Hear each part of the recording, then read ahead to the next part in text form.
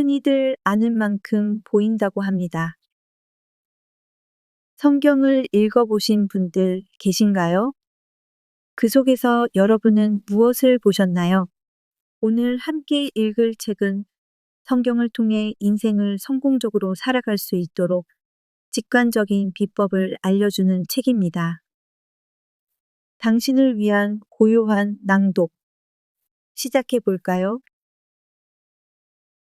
인생이라는 게임, 그리고 그것을 플레이하는 법. 플로렌스 스코벨 신저 1장 게임. 대부분의 사람들은 인생을 하나의 전투라고 여긴다. 그러나 인생은 전투가 아니다. 그것은 하나의 게임이다. 하지만 이 게임은 영적인 법칙에 대한 지식 없이는 성공적으로 플레이할 수 없다. 구약과 신약 성경은 이 게임의 규칙을 놀라울 정도로 명확하게 제시하고 있다.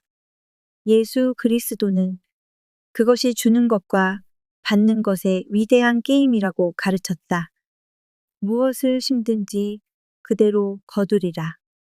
이는 곧 사람이 말이나 행동으로 내보낸 모든 것은 그에게 되돌아온다는 뜻이다. 그가 준 것은 곧 그가 받게 될 것이다. 그가 증오를 준다면 그는 증오를 받을 것이다. 그가 사랑을 준다면 그는 사랑을 받을 것이다. 그가 비판을 준다면 그는 비판을 받을 것이다. 그가 거짓말을 하면 거짓말을 듣게 될 것이다. 그가 속이면 그 역시 속임을 당할 것이다. 우리는 또한 심상의 능력이 인생이라는 게임에서 중요한 역할을 한다는 것도 배운다. 무릇 지킬 만한 것보다 내 마음 또는 상상을 지키라. 생명의 근원이 이에서 남이니라. 잠언 4장 23절. 이는 사람이 마음속에 그린 것은 언젠가 반드시 그의 삶 속에 외적으로 드러나게 된다는 뜻이다. 나는 어떤 병을 두려워하던 한 사람을 알고 있다. 그 병은 매우 희귀하고 걸리기 힘든 병이었지만 그는 그것을 끊임없이 떠올리며 관련된 글을 읽었고 결국 그 병이 그의 몸에 나타나게 되었으며 그는 왜곡된 상상의 희생자가 되어 세상을 떠났다. 이처럼 우리는 알 수 있다. 인생이라는 게임을 성공적으로 플레이하려면 우리는 심상작용을 훈련해야 한다. 오직 선한 것만을 그려내도록 훈련된 심상을 가진 사람은 자신의 삶에 마음속의 모든 의로운 바람을 끌어들이게 된다. 건강, 부, 사랑, 친구, 완전한 자기 표현, 그리고 가장 높은 이상까지. 상상력은 종종 마음의 가위라 불린다. 그것은 날마다 끊임없이 마음속에 떠오르는 이미지들을 오려내고 있으며 사람은 결국 그 자신이 만들어낸 장면들을 외적인 세계에서 마주하게 된다. 상상력을 올바르게 훈련하려면 인간은 자신의 마음이 어떻게 작동하는지를 이해해야 한다. 그리스인들은 이렇게 말했다. 너 자신을 알라. 마음에는 세 가지 영역이 있다. 잠재의식, 의식, 초의식이다. 그중 잠재의식은 단순한 힘일 뿐이며 방향성이 없다. 그것은 마치 증기나 전기와 같아서 지시받은 대로만 작동할 뿐 스스로 유도하거나 판단하는 능력은 없다. 사람이 깊이 느끼거나 선명하게 그려내는 것은 잠재의식에 각인되어 극히 세밀한 부분까지 실행에 옮겨진다.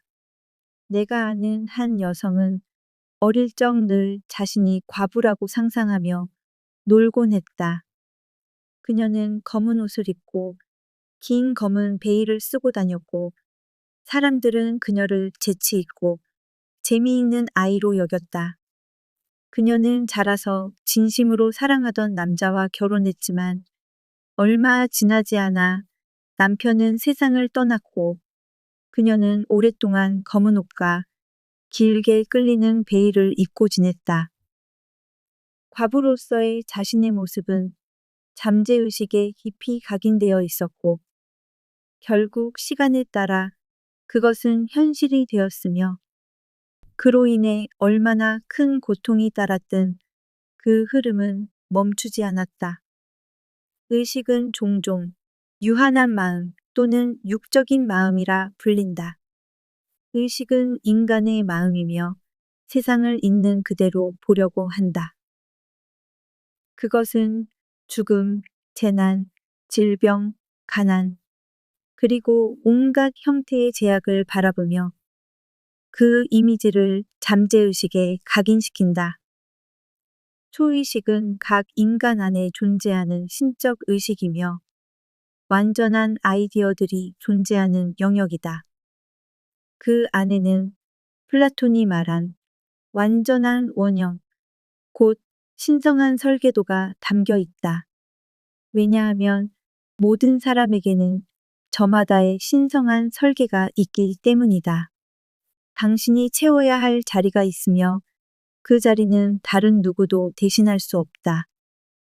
당신이 해야 할 일이 있으며 그 일은 오직 당신만이 할 수 있다. 이 설계의 완전한 상은 초의식 안에 존재하며 의식에는 대개 너무 좋아서 믿기 어려운 이상처럼 순간적으로 번쩍하고 스쳐 지나간다. 그러나 그것은 실상 인간 안에 존재하는 무한한 지성이 자신에게 비춰주는 진정한 운명 또는 목적지이다. 그러나 많은 사람들은 자신의 진정한 운명을 알지 못한 채 자기 것이 아닌 것들과 상황들을 향해 애쓰고 있다. 그리고 그 과정에서 무언가를 얻는다고 해도 결국 실패와 불만족만 남게 될 뿐이다. 예를 들어보겠다. 한 여성이 나를 찾아와 자신이 깊이 사랑하는 어떤 남성과 결혼하게 해달라고 선언해 주세요 라고 요청했다. 그녀는 그 남자를 AB라고 불렀다. 나는 그녀에게 그것은 영적인 법칙을 어기는 일이라고 말해 주었다. 나는 그녀를 위한 올바른 사람, 즉 신성한 선택, 신의 뜻에 따라 그녀에게 속한 남자를 위해 선언하겠다고 했다. 나는 이렇게 덧붙였다.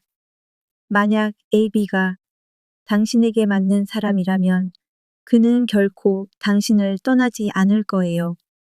하지만 그렇지 않다면 그에 상응하는 사람이 당신에게 올 겁니다. 그녀는 AB를 자주 만났지만 둘의 관계는 좀처럼 진전되지 않았다. 어느 날 저녁 그녀는 전화를 걸어 이렇게 말했다. 요즘 들어 AB가 예전만큼 멋지게 느껴지지 않아요. 나는 대답했다. 어쩌면 AB는 신성한 선택이 아닐지도 몰라요. 당신에게 맞는 또 다른 사람이 있을 수도 있어요. 그 후 얼마 지나지 않아 그녀는 다른 한 남자를 만났고 그는 그녀를 보자마자 사랑에 빠졌으며 그녀가 이상형이라고 말했다. 그는 그녀가 늘 AB에게서 듣고 싶었던 모든 말을 그녀에게 해주었다. 그녀는 이렇게 말했다. 정말 신기했어요. 그녀는 곧 그 남자의 사랑에 응답했고 AB에 대한 관심은 완전히 사라졌다. 이것은 대체의 법칙을 보여준다. 잘못된 생각이 올바른 생각으로 대체되었기에 어떤 손해나 희생도 따르지 않았다. 예수 그리스도는 이렇게 말씀하셨다. 너희는 먼저 하나님의 나라와 그의 의를 구하라. 그리하면 이 모든 것을 너희에게 더하시리라.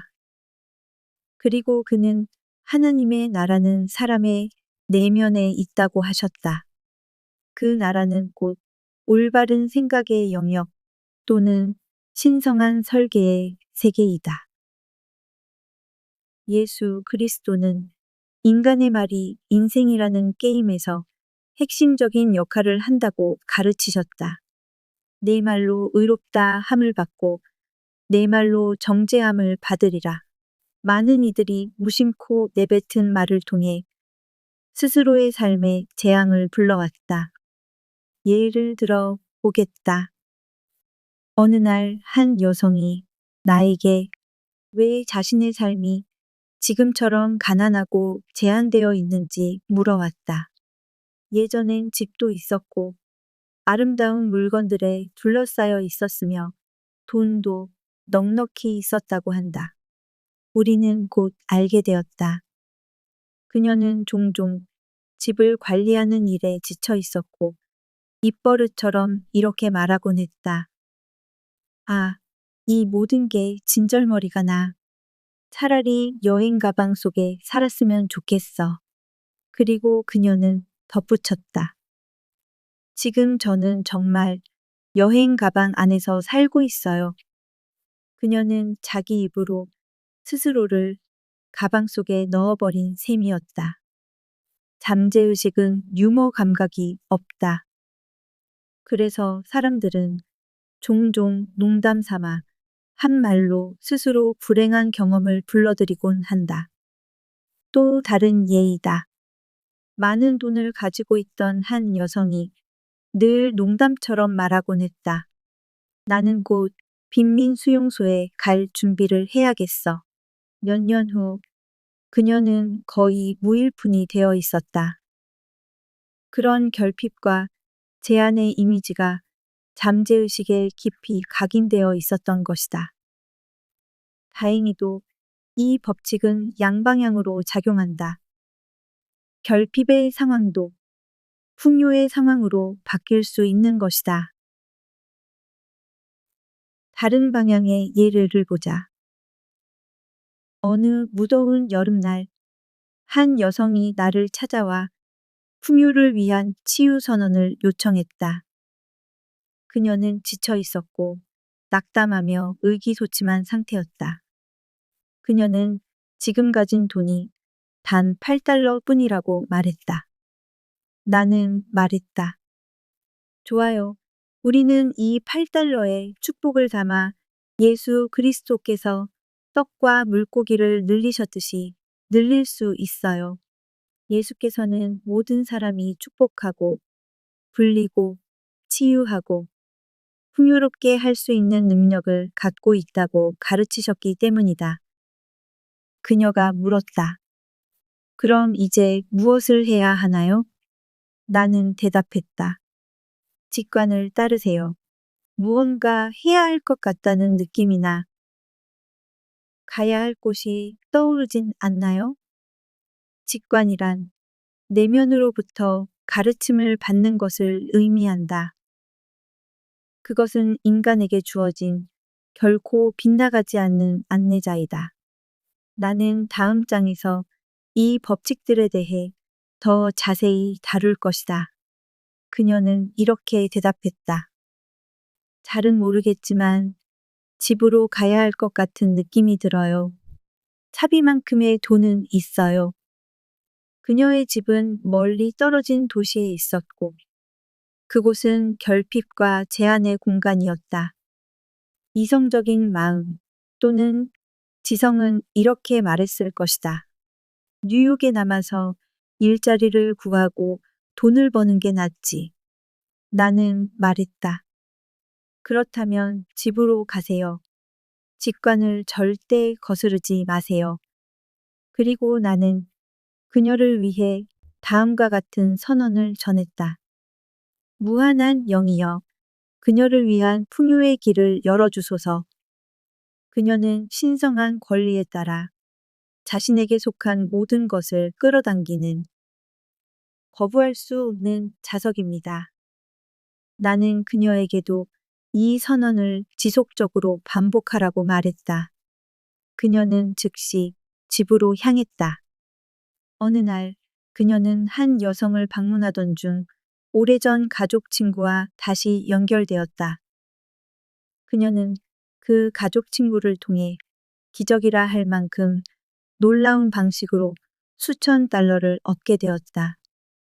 그녀는 종종 내게 이렇게 말하곤 했다. 8달러와 직관 하나만 가지고 당신을 찾아간 그 여자의 이야기를 사람들에게 꼭 전해주세요. 인간의 길 위에는 언제나 풍요로움이 존재하지만 그것은 욕망, 믿음, 혹은 말의 선언을 통해서만 현실로 드러날 수 있다. 예수 그리스도는 인간이 먼저 움직여야 한다는 사실을 분명히 가르치셨다. 구하라. 그리하면 너희에게 주실 것이요. 찾으라. 그리하면 찾아낼 것이요. 문을 두드리라. 그리하면 너희에게 열릴 것이니라. 마태복음 7장 7절. 성경에는 또 이렇게 기록되어 있다. 내 손이 행한 일에 대하여 너희가 내게 명령할지니라. 무한한 지성. 곧 하나님은 인간의 가장 작고도 가장 큰 요청까지도 언제든지 실현시킬 준비가 되어 있다. 모든 욕망은 표현되었든 마음속에만 있었든 하나의 요구이다. 우리는 종종 소망이 갑자기 현실로 이루어지는 일에 깜짝 놀라곤 한다. 어느 부활절에 나는 꽃집 진열창에 놓인 아름다운 장미나무들을 보고 나도 저런 걸 받았으면 좋겠다고 생각했다. 그리고 잠깐 동안 그 장미나무가 문을 통해 들어오는 장면을 마음속으로 그려보았다. 부활절이 되자 정말로 아름다운 장미나무가 도착했다. 나는 다음 날 친구에게 고마움을 전하며 말했다. 이건 정말 내가 원하던 거였어. 그녀는 이렇게 대답했다. 내가 보낸 건 장미나무가 아니라 백합이었는데 꽃 배달원이 주문을 바꿔 보냈던 것이다.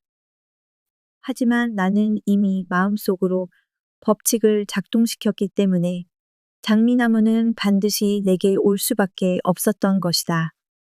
인간과 그의 가장 높은 이상, 마음속 모든 소망 사이를 가로막는 유일한 것은 의심과 두려움뿐이다. 걱정 없이 소망할 수 있을 때 모든 바람은 즉시 이루어지게 된다.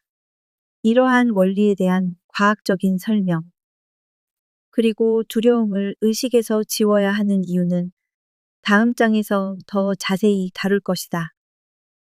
두려움은 인간의 유일한 적이다. 결핍에 대한 두려움, 실패에 대한 두려움, 병에 대한 두려움, 상실에 대한 두려움, 그리고 어떤 차원에서든 느껴지는 불안감이 그것이다. 예수 그리스도께서는 이렇게 말씀하셨다. 믿음이 적은 자들아, 어찌하여 두려워하느냐? 마태복음 8장 26절. 우리는 알 수 있다. 두려움 대신 믿음을 선택해야 한다는 것을. 왜냐하면 두려움은 거꾸로 된 믿음, 곧 선이 아닌 악을 믿는 것이기 때문이다.